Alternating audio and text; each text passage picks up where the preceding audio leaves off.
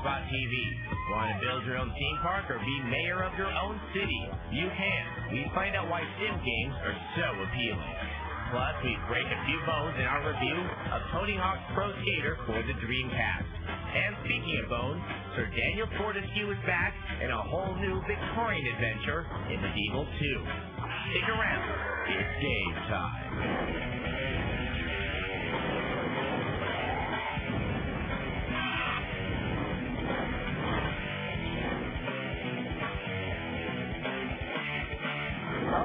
Gamespot TV, I'm Adam Stetson. And I'm Kate Patello. And we're here at Paramount's great America and beautiful Santa Clara, California, because we love roller coasters. Tilt-a-whirl, dude. And the Tilt-a-whirl. Don't forget the Tilt-a-whirl. Power to the Tilt-a-whirl. All right. But then what happens, though, after you spend a whole lovely day at the amusement park and then you have to go home? Yes, what do you do when the lingering taste of the corn dog has finally left your mouth? You build your own theme park, of course. Now, we're talking about Sim Theme Park, Roller Coaster Tycoon. Sim Farm. Yeah, pretty much. Sim games are so huge these days that actually I think a lot of gamers are kind of forgetting about real life in place of the sim. Yeah, who needs it? Real life? Yeah. Oh, well. So let's take a look now at the evolution of sim games. They're called some of the most addictive and time-consuming games ever. They're also some of the most popular. Sim games let gamers create their own simulated worlds or lives. You lay down the foundations and watch to see what happens. SimCity established the sim genre of games in 1989. It's since been updated twice, with SimCity 2000 and most recently SimCity 3000. This style of gameplay was a definite risk to develop and release. Many critics thought that nobody would want to play a game where the object is not to win, but to play. Everybody kept saying, when do you win? When's the game over? And I didn't really want it to be over, because for me it was more of this kind of a meditative process where I want to keep building it and experimenting with it and changing it. And I thought more as like a model train set than a win-lose game. So SimCity quickly became a franchise for other titles like SimCopter, SimFarm, even SimAnt, and all of these came out of Maxis. Basically, their theory seemed to be, if we can see it, we can sim it. And that theory held true for other companies as well. I just wait for SimRC. Oh! Sid Meier said he was inspired by SimCity when he designed Railroad Tycoon. In the game, you play a railroad baron and you plan the laying of track and other aspects of the rail industry. It's basically an industry sim. Roller Coaster Tycoon spun off of Railroad Tycoon and applied the same industry-building skills to a theme park. You're able to design roller coasters, all the while monitoring the success and popularity of your amusement park as a whole. Develop your theme park, keep your guests happy, and build coasters that are scary enough to excite them, but not so frightening that they get queasy. Coaster design is the main focus of another amusement park simulation, Sim Theme Park. Thanks to the game's 3D engine, a player can actually ride the rides they designed. Now that is what I call 3D. Now, Sim is elements that had influence on a lot of games. Let's take a look at some of those, shall we? Whew. Sid Meier went on from Railroad Tycoon to develop his Civilization franchise. Meier used elements of Sims along with real-time strategy components to create this series where you lead your people from a simple agrarian to a complex modern society. Your Excellency, the torch of knowledge sputters in your hands.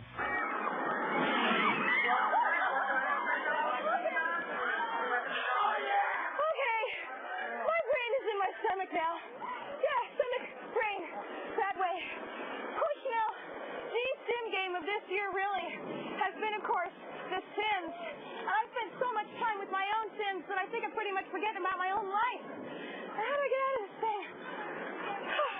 The Sims was designed by Will Wright and was highly anticipated as the next level of sim gameplay. Now, Will says he thought of The Sims as a sort of dollhouse where the player could manipulate the lives of their characters. Dollhouse didn't test very well with males, so it's called The Sims. The large scale of SimCity was brought to the micro level in this game where the player simply governs and tries to please one person or family. I really enjoy a game where I can find a creative solution to a problem that I think that maybe nobody else has found before, as opposed to me being on this linear rail like on a ride at Disneyland. Looking towards the future, another title where you creatively keep your character happy is on the way from Sega. Seaman for the Dreamcast is a pet sim of sorts, where you've got to keep your little manfish happy so he stays alive and continues to evolve. Whether you're into empire building or social anthropology, there's a sim game out there for you if you've got a lot of time to play. So, still got your lunch? So I'm told. Well, that's about enough about the imitation of life. Let's have some real stuff now. Well, technically, this is real stuff about the imitation of life. Well, then, technically, it's right now. Here's some news. Motorola and Sega will jointly develop a cellular phone using Dreamcast technology, which can access the Internet and play games. Motorola will launch 10 million units of the new portable technology in the U.S. and other countries in the spring of 2001. Both companies are collaborating to develop an application programming interface which will be based on Sega's technology. It has been confirmed that id Software is working on a new Doom title, which will focus solely on the single-player game using new technology. According to John Carmack, the announcement has caused contention in the company, but the project direction was changed, new hires have been expedited, and the design work has begun. Sony Pictures Entertainment has acquired online games company Variant Interactive and named Kelly Flock, former president of 989 Studios, as president and CEO of Sony Online Entertainment. Variant is already acclaimed for EverQuest, Tanarus, and Sovereign, and Variant President John Smedley will remain with SOE as Executive Vice President and COO. So I'll tell you what, I am really looking forward to seeing the Star Wars Online title. Definitely. Oh, yeah. And if you'd like to know more about the Sims game, then come to our website, ddtv.com/Gamespot TV. And you can check out our new interactive feature that I'm working on, Gamespot TV. Yes, you can download the Adam and Kate Sims directly from our website. Now, basically what we're going to do is feature 2 screenshots every week and have you fill in the blanks about what happens in the middle, then we'll stitch it together for a whole episode. Yes, I read the first episode and found it terribly gripping. I suggest you do the same. Coming up on Gamespot TV, Sir Dan Fortescue is back in a new adventure. The Bone Man rises once again from the dead in our review of Medieval 2. And we continue our wild ride with a review of Sim Theme Park.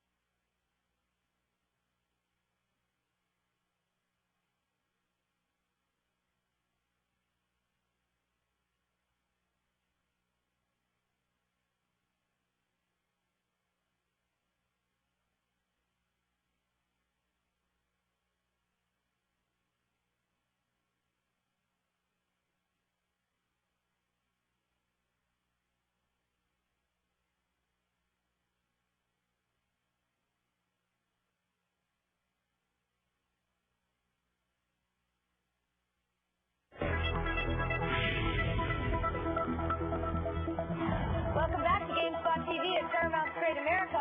you know, we all kind of have the image of our ultimate theme park. No lines, no waiting. You always meet the height requirements. Oh, and you never notice how much money you spend. Exactly. Now, this is the idea behind Sim Theme Park. We showed you a little bit of it earlier in the show. So let's see how much fun it really is to build your own dream theme park. Exactly. Yeah. In 1994, Bullfrog released the original theme park, and with its clever premise and cute gameplay, it is now considered a classic. And now with Sim Theme Park, they have brought amusement parks into the world of 3D. In Sim Theme Park, your goal is to build a series of profitable parks. And unlike Hasbro's Roller Coaster Tycoon, the main focus of Sim Theme Park is not building rides. The player's real job here is to make money. And the way to make money is to encourage purchases at your shops. So build a lot of shops. Most successful parks have 2 or 3 vendors next to each major ride. Managing your shops is easy. After you've set up the price and quality levels for one shop, you can easily set the levels for all shops of that type. Rides play an important role in the Sim Theme Park. New rides let you charge higher prices at the gate. Riding your rides and wandering through your park is made possible by the game's 3D engine, which lets you rotate and zoom in and out of your park. While the engine looks great, it gets bogged down when there are too many visitors. But despite its amusing setting and visual appeal, Sim Theme Park is really just a business simulation. And because of this, there's an awful lot of micromanagement. Between keeping a constant eye on the condition of your rides, hiring enough employees, and setting their patrol routes and building fun rides, players will be spending a lot of time organizing their park. Sim Theme Park's major flaw is that once your park is large and successful, there are too many details to manage. Ron Doolin of Gamespot.com gives Sim Theme Park a rating of 8 out of 10. So, the next time you're waiting in a long line and think you have a better way of doing it, you can put your money where your mouth is. Our next game is not much of a simulation. It's a sequel to Medieval, which many people thought would be a 3D take on Ghosts and Goblins.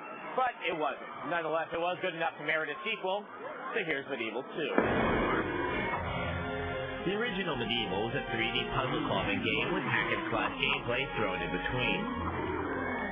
While it didn't make much fanfare, it was a welcome surprise for many that played it. The sequel's here now, and while it doesn't fall terribly short, it's not as good as the original. The basics of the game remain the same, but this time you play the jawless skeleton knight Sir Daniel Fortescue as he makes his way around Victorian London with a broad arsenal to fight a variety of enemies. The structure of the game this time is far less cookie-cutter. Once you start to play a level, things soon change dramatically and get very interesting. The game also includes inventive mini-games that give a nice variety to the gameplay. Unlike in the first game where you fought monsters to get to a puzzle, the fights themselves become a puzzle. As when you fight a phantom that's raising zombies.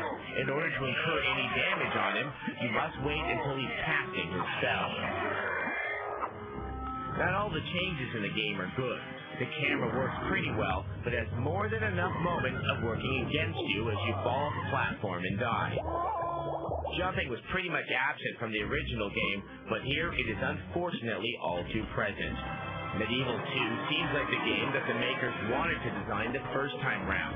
The game has many wonderfully fun and original elements, but the perspective problems become increasingly apparent as the game proceeds.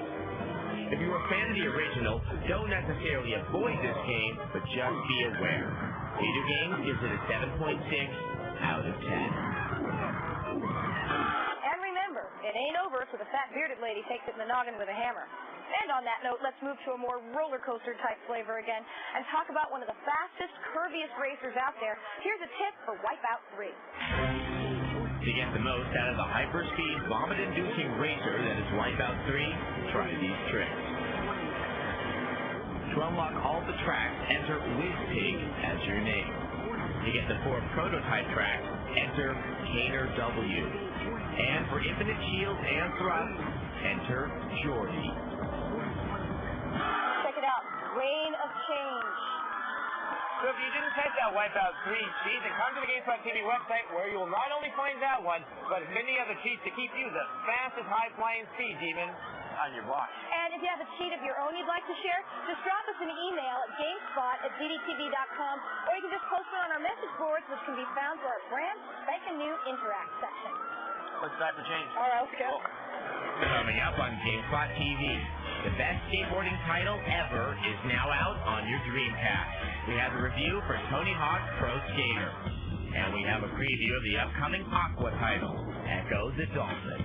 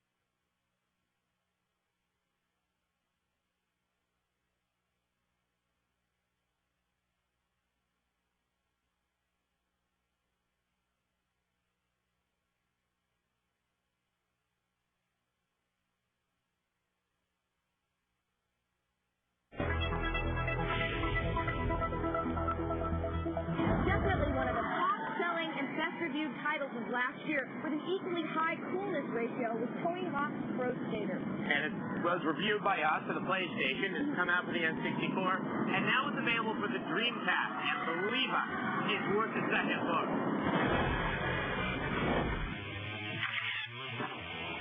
The wait is over.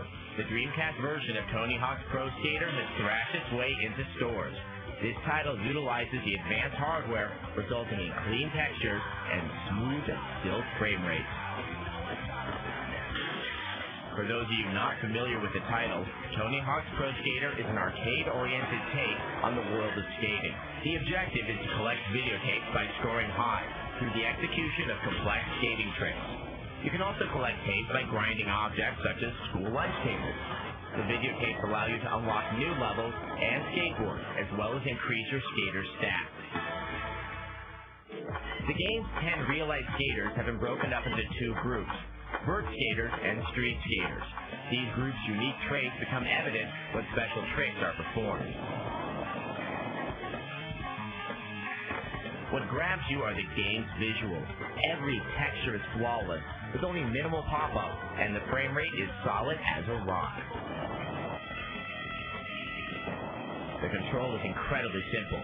You jump with one button, execute tricks with the other three, and the top trigger gets you to spin. The Dreamcast port of Tony Hawk's Pro Skater will likely be the version that'll stand the test of time. The graphical enhancements alone are reason enough to get this version, even if you've mastered the PlayStation or N64 releases. Gamespot.com gives Tony Hawk's Pro Skater a 9.5 out of 10. After playing the Dreamcast version of Tony Hawk Pro Skater, I cannot wait to get my hands on Tony Hawk Pro Skater 2. But now looking at a game that's something of a classic, Echo the Dolphin was a game for the Sega Genesis. And now Echo has returned, once again with the theme of underwater exploration, and Echo the Dolphin, Defender of the Future. Combine a heroic dolphin with underwater backgrounds a la National Geographic, add a little science fiction to the mix, and you get Echo the Dolphin, Defender of the Future. This upcoming title for the Dreamcast features a story written by David Brin about a future age when dolphins and humans live in symbiotic utopia. In an effort to disrupt this peace and harmony, the bad guys send a ship back into the past to try to destroy the union of porpoise and person. Echo is swept back with the ship, and it becomes his duty to save the future of mammal kind. As Echo, you control the dolphin throughout his adventures in a standard third-person perspective, and along the way you have to dodge the ocean's natural dangers. The natural settings are lovely to look at, and the worlds are relatively peaceful. However, other environments emphasize more traditional action games where you'll deal with forces less benign, and this is where the game's story takes a sci-fi turn. While numerous creatures present a danger to Echo, other dolphins and various species of whale will cooperate in the completion of his quest, but finding the correct companion will require a lot of additional work. You can expect Echo to splash into a store near you in the not-so-distant future. They call him Adam, Adam, faster than lightning. Make sure you check out our Echo the Dolphin preview in streaming video on the Gamespot TV website. And, of course, make sure you also check out the behind-the-scenes pictures from this show as well. Oh, hey, Adam. Adam, speak dolphin. Speak dolphin. On Gamespot TV, we have a preview of a very freaky game. It's Kid Psycho Circus, The Nightmare Child.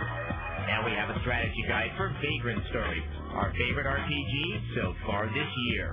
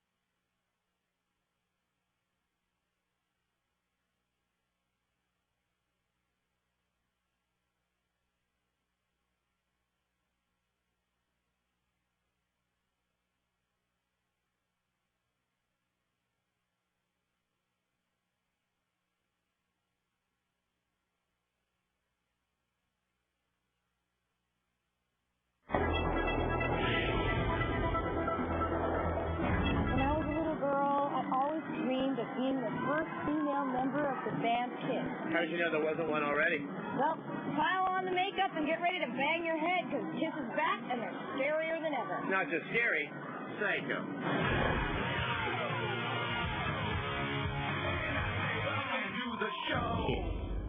Psycho Circus.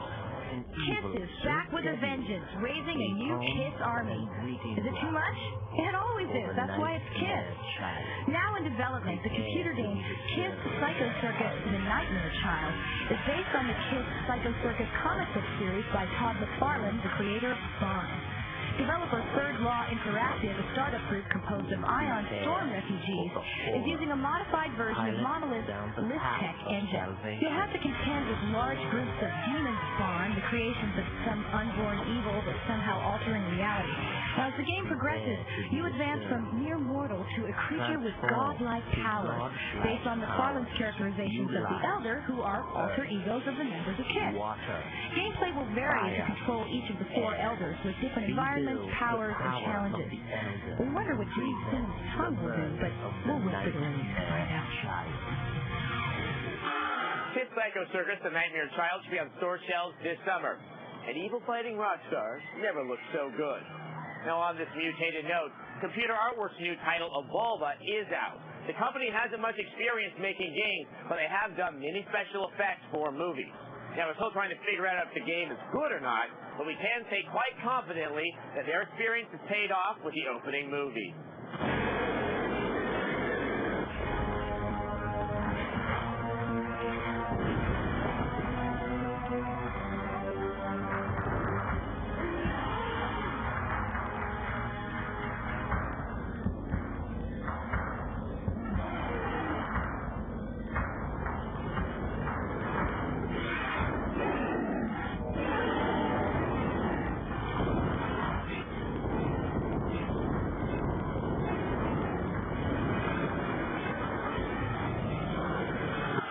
Autumnal days of the PlayStation, we're still seeing some of the best titles ever come out for the system, a great example of which is Vagrant Story, which is a wonderfully complex game, especially in its battle system.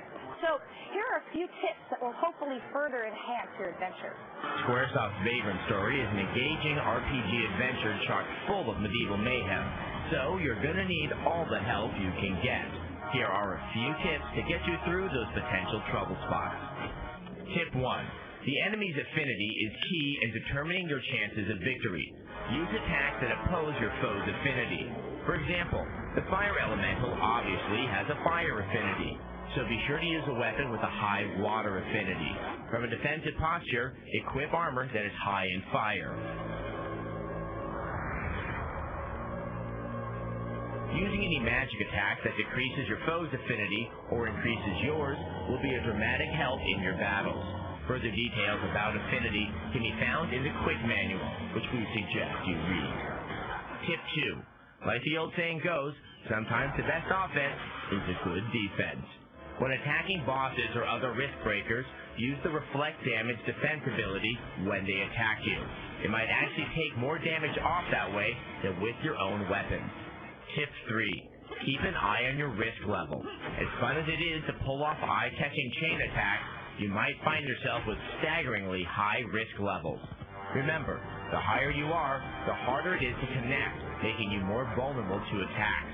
You can bring down your levels by simply healing yourself or by using bearer roots. Tip 4. Workshops should be put to use. Here you can customize and combine potentially destructive weapons that you wouldn't otherwise get in the game. Your standard RPG tips apply in Vagrant Story as well. Be sure to save, and then save some more. You never know when you'll be walking into a battle unprepared. Hey, it happens to the best of us. Always heal magically before you go into your gadget bag. It's always easier to replenish your magic points than it is to replenish your supplies. Good luck and Godspeed. So, do you think Vagrant Story is going to beat out Final Fantasy IX as your favorite RPG of the year? Well, come by the Gamespot TV website and take our poll, or send us an email and let your voice be heard. And of course, while you're there, don't forget to check out our cool new About Us section full of all the dirt about what we're really like, so you're in trouble. I'm quaking in my boots. Uh-oh. So until next week, game over.